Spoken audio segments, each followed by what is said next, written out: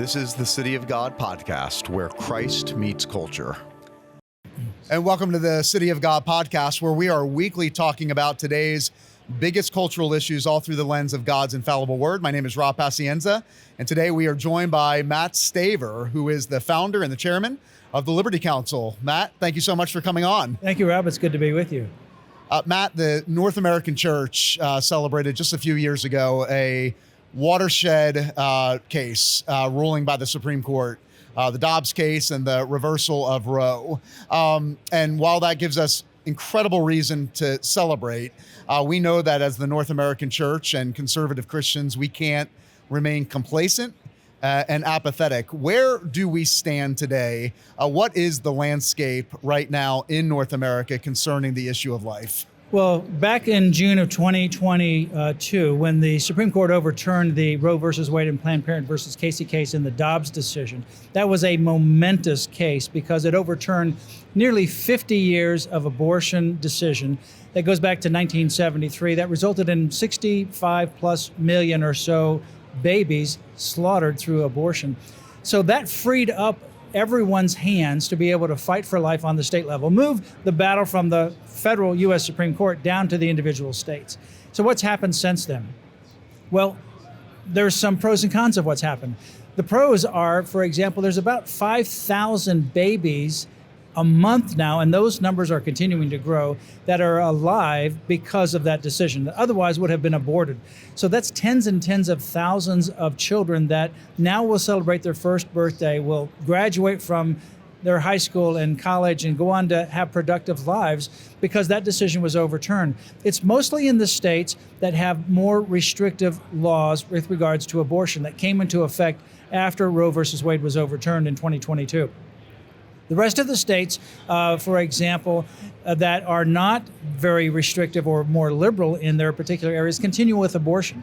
So a call to the church is very critically important. Not only whatever state you live in, whether it's liberal on abortion, more conservative on abortion, wherever we are, these states are being targeted, particularly for constitutional amendments to change the constitutions by voter initiatives or by changing the Constitution by putting it on the ballot to have unlimited abortion through all 9 months of pregnancy, or by challenging the existing laws that restrict abortion in the state Supreme Courts to have a miniature state version of the Roe versus Wade from the federal Supreme Court. So a lot of battles are taking place, and frankly, the outcome is undetermined because the outcome really is going to depend upon people praying, voting, and getting involved.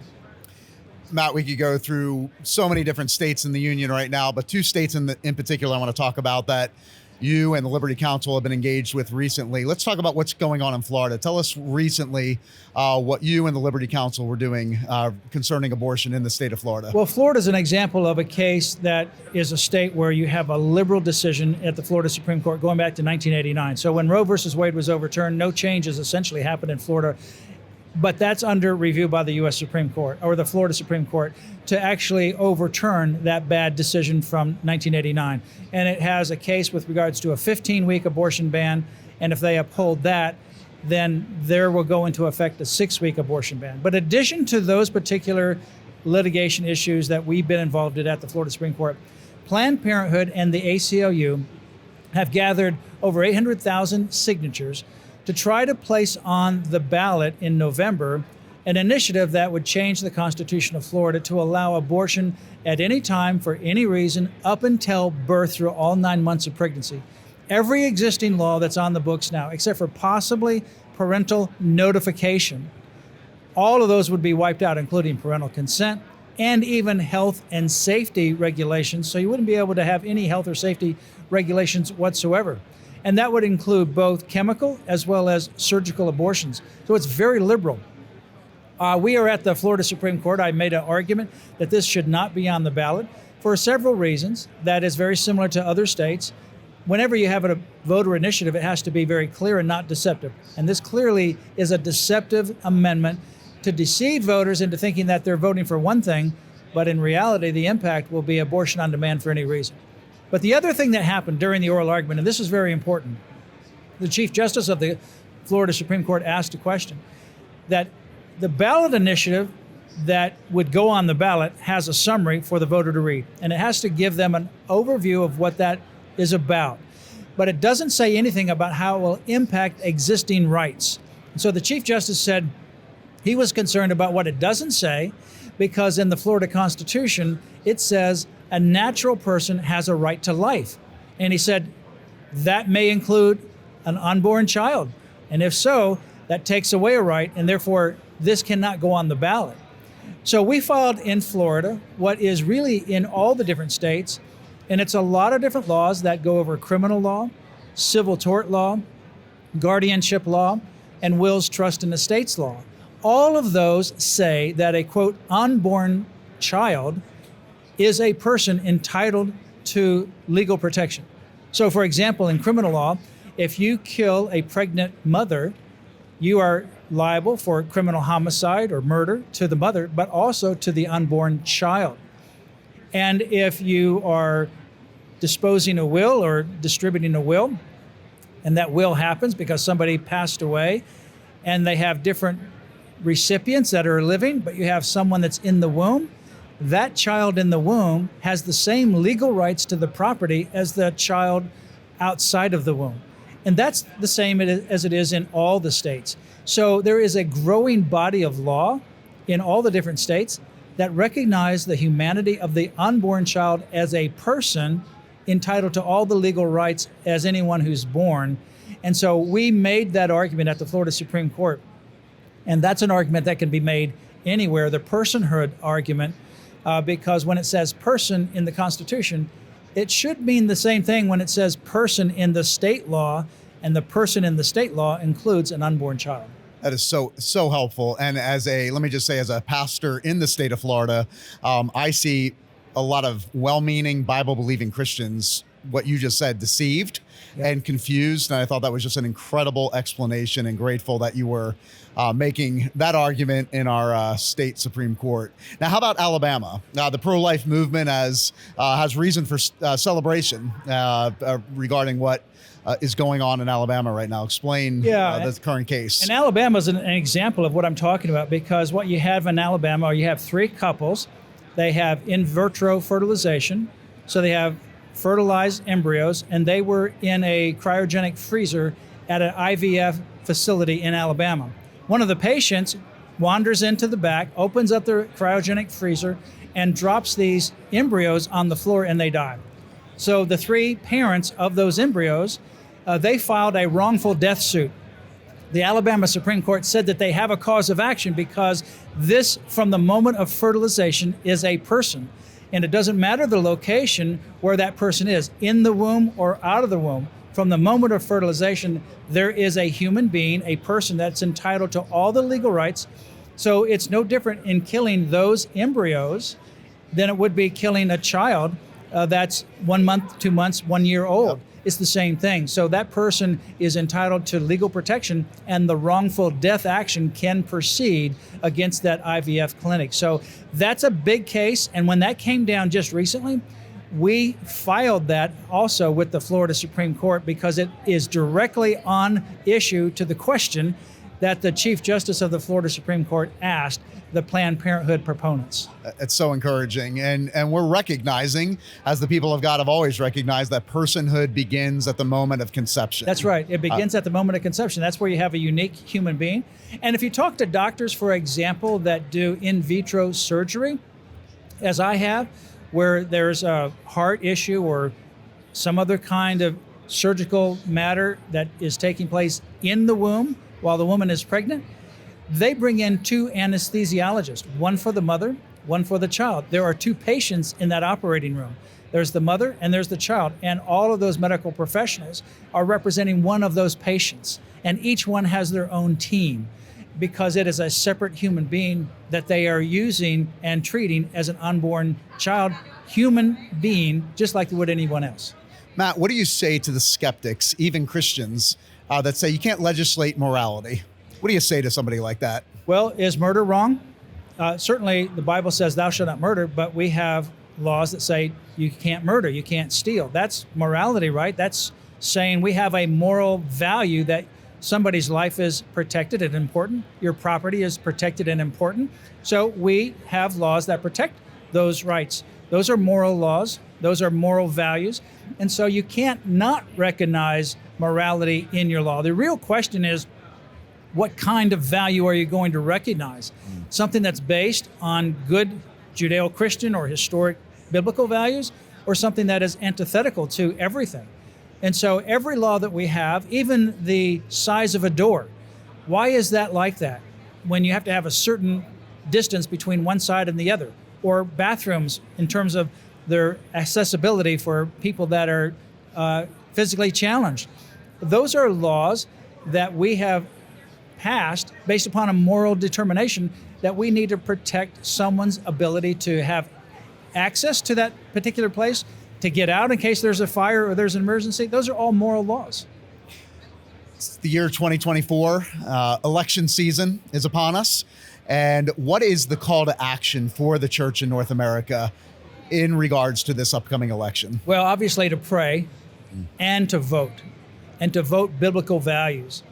And voting is not a political act. It's really a prophetic witness to the community. As you believe and act on Sunday, you need to believe and act on Monday and Tuesday, particularly when you go to the ballot box.